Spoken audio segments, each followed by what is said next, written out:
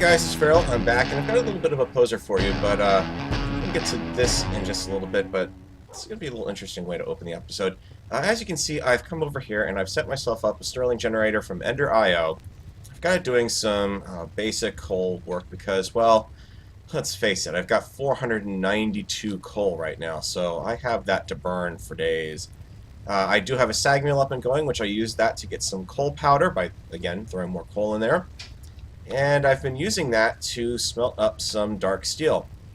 Now, one of the first things I've done is I've actually made myself a set of glider wings, which you can see is going to take 3 dark steel and 3 leather per wing section. Then, of course, I can use that with 2 wings with a little bit of a joiner piece here of dark steel, and I'm going to get glider wings. Why am I doing that, you might be asking? Well, let's see. I've given myself already a dark helmet. I've got my dark iron boots or dark steel boots from earlier.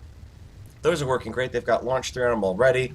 I'm happy with that, but I need to be able to start extending my glides a little bit. Or actually, I need to be able to glide, period. So we're going to make a dark plate, and then what we're going to do is put the glider wings on that in an anvil. I keep forgetting I have to use the anvil for that. See, it's great that I can bounce into the air like that, but I really need to be able to turn that into some flight. Because that's going to make it a lot easier to do a lot of what I've got in mind. Now, unfortunately, I am going to need 4 levels for that, so that's going to take a little while to get set up for me right now. I've already gone down mining in between episodes, brought back a ton of resources, but, you know, aside from the aforementioned coal, I am sitting pretty good. I've even managed to pick up a moonstone over there, 150 tin at this point, 138 copper. I mean, I am just going absolutely nuts on picking up everything I can down there. Basically, it's all in that area that I excavated out with the explosives, and oh boy, was that fun.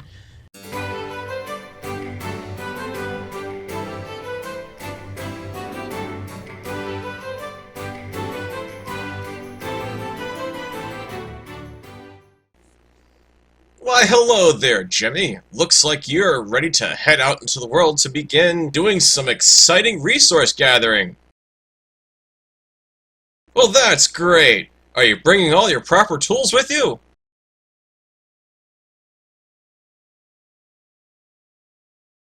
Whoa there, Jimmy. Hold on just a second. That looks like you may be carrying some EFLN. Well, you need to be careful, Jimmy, because EFLN needs to be used responsibly. You could do some serious harm with that.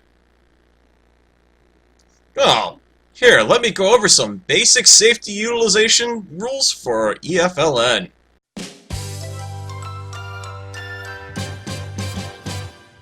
Rule number 1.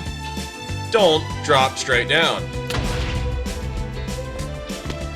Unless you happen to be wearing feather falling boots of some sort of description.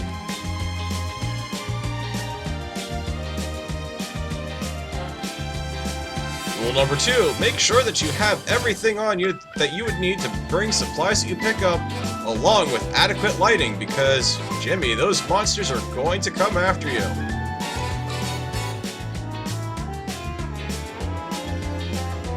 Rule number 3, avoid someone else's build. Make sure that the area you're digging is going to be completely clear and not someone else's base.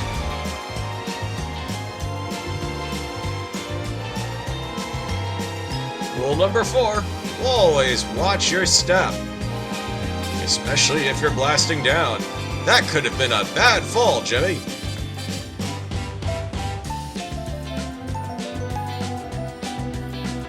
Rule number 5, don't let your items sit around forever. Pick them up. Your fellow server mates will thank you.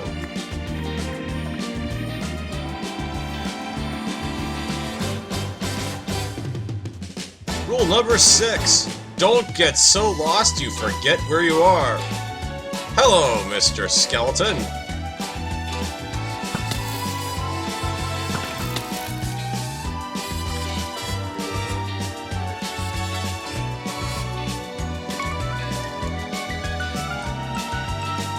Great work, Jimmy! You've managed to use EFLN responsibly and safely. Enjoy the spoils of your hard labor. And remember, it's not cheaty if it's in the game.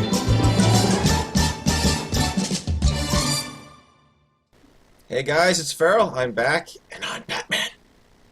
No, I'm kidding. That actually does. That helmet looks really good on my skin. I don't exactly know why, but it just looks really good.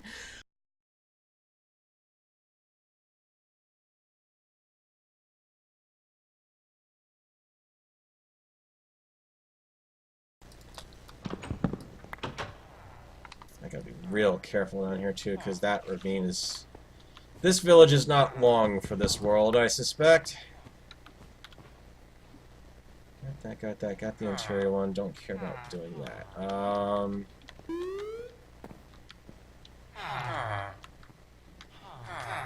like that door. The square, not required, but certainly useful. Let's go here. Not Esquire, Esquitar. Oh, that didn't like that. Okay. So, just as a reference, everyone, if you happen to have one of those sacks, do not put that inside of immersive engineering chest, because it apparently does not like that one bit.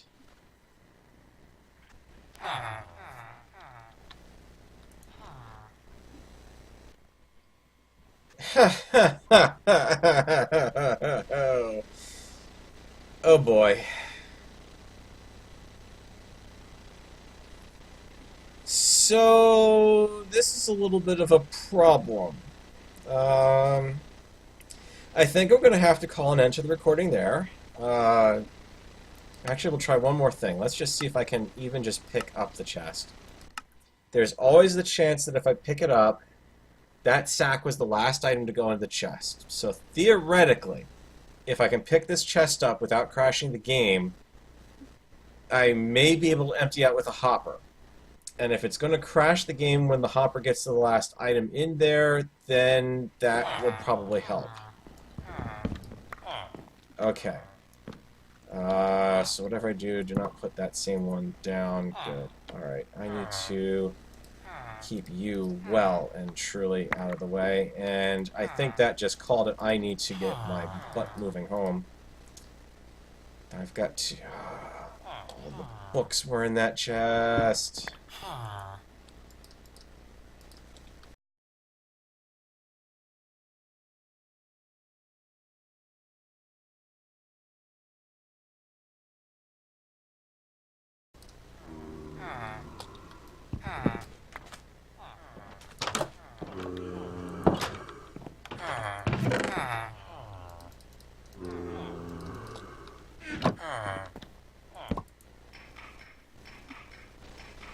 I just opened up the stupid chest again!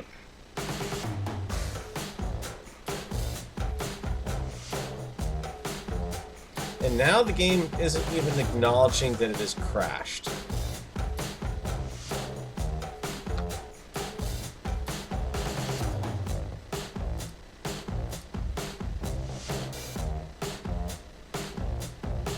Yep.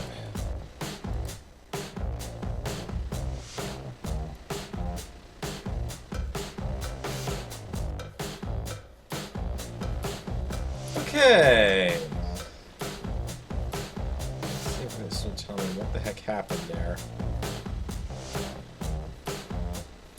Yeah, payload may not be larger than. Same error as before. Bear with me, this will take a little while to relaunch. Right. This chest is going to be the bane of this session.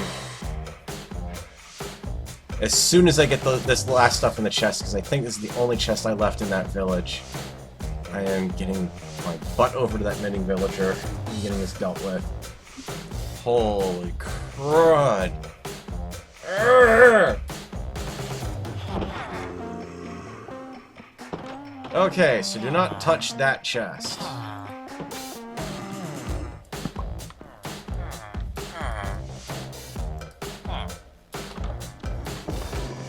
inventory, please.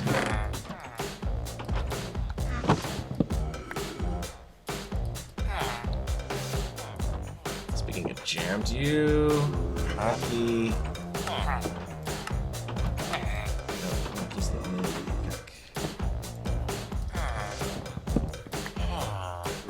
The problem is there's no way to name these stupid things, and because it keeps pulling it out of my inventory, you have no idea if that's really the one that's, you know, which one is going to do what. Okay, guys, this is probably where I'm going to cut recording at the moment. I will meet up with you guys when I get back home. Like I said, I'm going to have to try to see if I can potentially get that stuff back by putting a hopper under it. I'm hoping it will shift. I don't know if it will. And, yeah, I see you eyeing me over that direction. We'll see kind of what we get. I just don't really know. Okay. Just as a follow-up to this episode, it did work. When I did put down that chest on top of the hopper here, it did crash the game one more time with that 32k stack warning, but it did empty out the chest by the time I'd logged back in. My sack of storage is out here.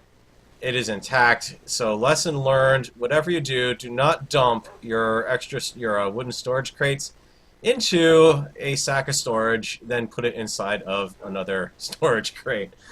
Apparently storageception causes Minecraft to explode. What can I say? Which makes sense, 32,000. This could very well be how much I actually have tucked in everything here.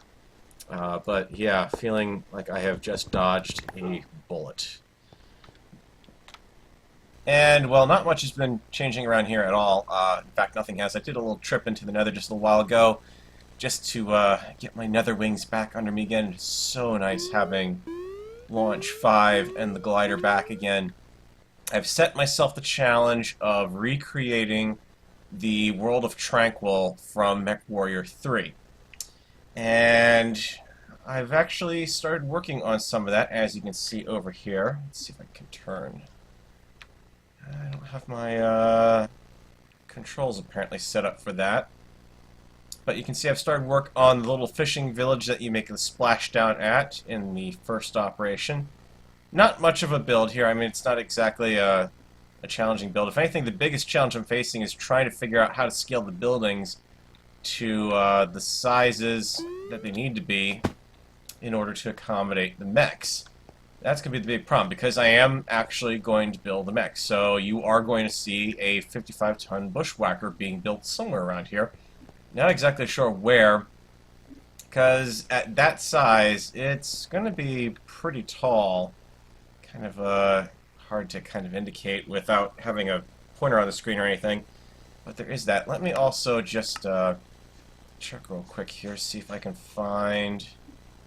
Where is my smooth camera? I want my cinematic views going on here. Dream map, miscellaneous. Cinematic's not set. There we go. That, I think, we're going to find is going to set things up a lot better. Oh, that's even better.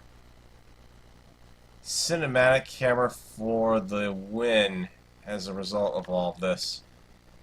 That is just beautiful. Alright, so you can also see I've put up a little bit of a wall here. This is actually going to be where the Smoke Jaguar comm center is going to be.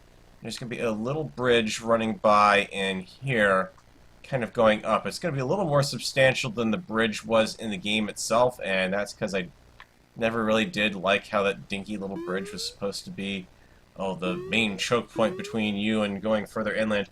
Not exactly sure where the MFBs are going to be necessarily. They're going to probably have to be somewhere past the encampment, probably maybe somewhere around here. I've got to figure out where the various fixed emplacements are going to be as well.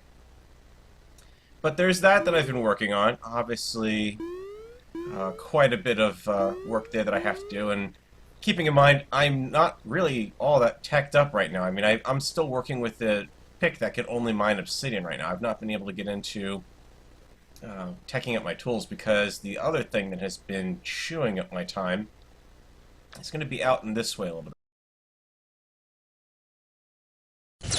The second operations area was supposed to be handled by Commandos 2 and 3. The lance in Commando 3 has not been heard from. Commando Team 2 took out the hydroelectric dam and drained the lake before we lost all contact with them. Bring up the probe data for Op 2. So we are, in essence, doing our own little probe flight here. And that is the hydroelectric dam that actually is destroyed in the game. And I'm slowly working on the lake that is going to go behind it. I've pretty much got the entire thing rimmed out along the entire edge right now, I believe. So I think I got everything. Did I get everything done down? Yep. So I've got all of the water in place along the entire edge of this. This is going to be built up a little bit, but there's just another river behind there. Build it up a little bit so it's not... Sorry, Mr. Skeleton, can't touch this right now. Build it up so it's actually contained lake. I've got to actually start working on a platform in here too, because the platform is going to be a critical part. I have to kind of reproduce that little sort of bomber shape there and get that in place. You can see in a couple of areas I've got the water flow actually all set up to go, start getting this all across. It's a nice little chisel dam. I've got to work on the outflow here and build it into the river so that way it looks like the dam itself is part of the river. There's some caves under there that I have to enclose. Actually, not necessarily even enclose. There's also some tunnels I'm going to have to put into the mesa around here in a few spots. But this is slowly but surely coming together as well. So, I mean, you can see I've just kind of come down here and even filled in some of the lower level of the water just to cut down on the mob spawns that are happening, because this place packs pretty quickly at night. And I've only got the rim of it lit up. As you can see, I'm over here at the little lake that I am building over by my place, and we're about halfway done. So I'm going to kind of celebrate. It's been a long haul, and actually see this massive deforested area over here near spawn. That's actually the result of me going out and grabbing all of about a stack's worth of iron of, well, basically, when you get down to it, 32 shears worth of leaves. And there's a funny story behind this. I plan to use leaves for a very good reason, because, well, they're a lot easier to work with than a lot of the cobble that I originally started with over here. So that had been the initial plan. And everything was going good until about 20 minutes ago as I was working on this, when I managed to misplace leaves, and I don't have any shears on me because, of course, I've gone through a stack of iron on them. And, yeah, the problem with the pack at that point is... Oh, and this is just freaky beyond all get out. That's... Minecraft does some interesting things when you start updating water sources and take away water sources, and... Yeah. But... Yeah, I kind of took out and said, oh, I better knock that out, and there's part I love about this, you can basically fly out of the water. I took out, I just, not thinking, went after the leaf, thinking, nope, I can't have it there because otherwise it's going to prevent the water from updating itself. And not thinking about the fact that in this pack, when leaves aren't connected to trees, they don't live long. The leaves auto-despawn, and there's obviously no leaves under here, so you can kind of guess what happened, which is why I'm actually recording for this bit. I'm close enough that, well, two things I did find out. One, there is a limit to that, how far it will go without that whole leaf despawner thing will go. It is not a very wide area. But second, I wanted to take care of what's going on because I'm building up, obviously, a lot of mobs downstairs, and I want to see if this actually works. Hopefully it's going to work and you're going to get to see something amusing on camera. Or not. Interesting. So, the leaf despawning mechanic. There we go. That's what I wanted to see. So you can see it has just done a wide area swath. Apparently you have to be far enough away from even just anything supporting under it. So this will start the next batch. So now all of this is... I'm going to be interested to see how many... I wish I could see how many frames I'd potentially be dropping from this, because... why is it the... I think this is birch leaves. Birch leaves are not handling the despawn trigger correctly, which is interesting. It's only the oak... Yeah, only the oak leaves are doing it, because that's what I've got the most of. You can, I don't know if it's coming out on YouTube for you, but you can just see underneath where all of the water blocks are now despawning. This is also dropping a lot of saplings downstairs, too, unfortunately. Come on. This is working so well, and now it's just all kind of messed up. Let's see if I can,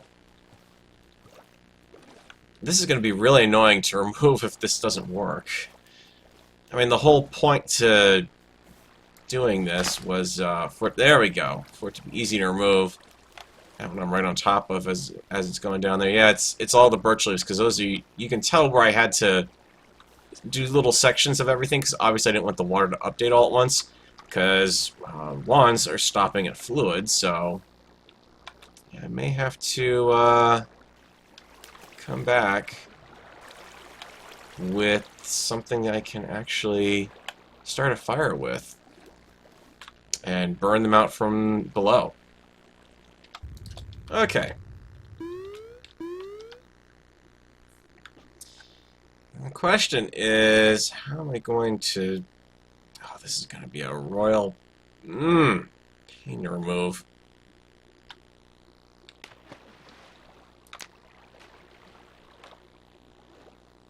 Let's see how well this is going to work.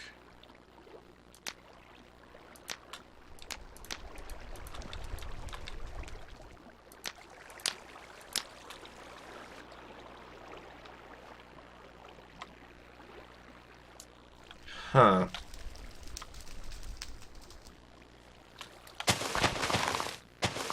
Oh, yeah, I'm gonna have to go back through and handbrake all this, because I don't know why it's acting like this, but it is. So if anyone happens to know what the deal is, clue me in, because I would really like to know, because this is gonna suck as far as removal goes. I'm already spending a ton of resources just getting the shears to actually work with this thing, get all the stuff in place, and now I've got to burn through even more just to get rid of it, unfortunately. This is gonna be fun. Let's...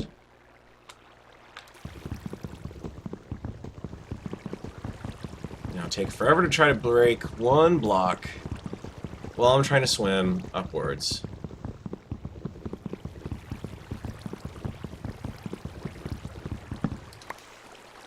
Nothing. You could have cared less that I just did that, huh? Wow. Oh, there's my axe. Alright, tell you what, guys, I'm going to go ahead and get rid of the rest of this off camera, and I may have to have a little bit of a rethink about Plan B here. Except I don't think there's really much of a Plan B, unfortunately. Alright, got the worst of that all out of the way, and here's what we've got now for the updated look over here. As you can see, I have removed everything but some of the lattice work from what I'm setting up for the next run of leaf placing out here. This has all been... Well, it's about as set as I can get it, actually, aside from one last little leaf block here, apparently. So, I did actually go down and I completely forgot that I had a bauble on me for drowning protection while carrying it, which is great because this particular charm will also give you it basically gives you water breathing for a little while. So every time I've taken a hit of it down there, I've actually gotten my my vision back, and that's pretty handy to actually have. But I also went through and pulled up quite a bit as well. So we're going to go ahead and try to actually place the rest of that. What I'm going to do is pop back over here, get some more diamonds so I can make some more of the builder wands that I'm using for this, and start getting some better replacement underway, actually. Sweet.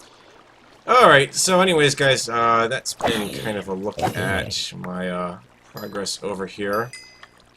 Such as it is. I mean, I'm not complaining. I'm definitely making some excellent progress towards getting the lake here filled in. Next steps I've got to do over here, I've got to come back over actually and build the back side of the dam in place. And also finish up this area out here, kind of build the spillway for it. Obviously, the big one is finish it up, but at this point, that's about... I'm just shy of the halfway point here, so feeling pretty good right now about this, actually. Especially because this is going to be a little easier to kind of section off and do in chunks.